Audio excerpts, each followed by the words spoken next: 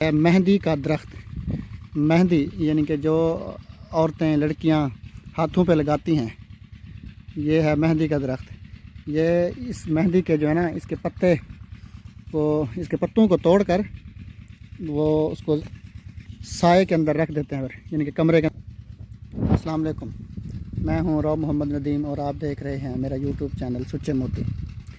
तो दोस्तों, आज हम आए हैं एक देहात में। तो देहात में हम आपको देसी माहौल दिखाएंगे और गंदम की फसल और इसके अलावा तंबाकू की फसल और इसके अलावा सरसों जिसका यानी कि तेल बनता है उसकी फसल, और इसके अलावा एक और चीज़ है मेहंदी का दरख्त आपको दिखाएंगे और आपको बताएंगे कि मेहंदी किस तरह बनती है।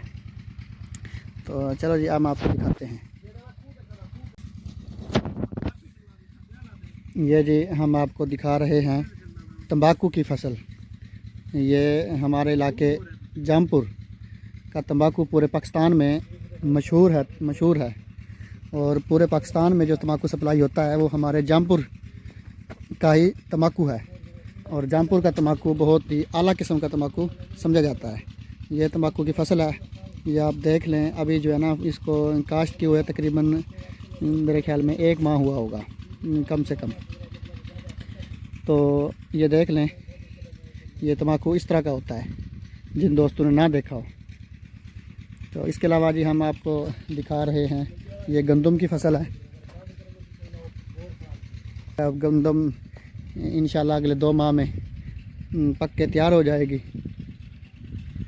ये जी देख लें, गंदम की फसल है ये।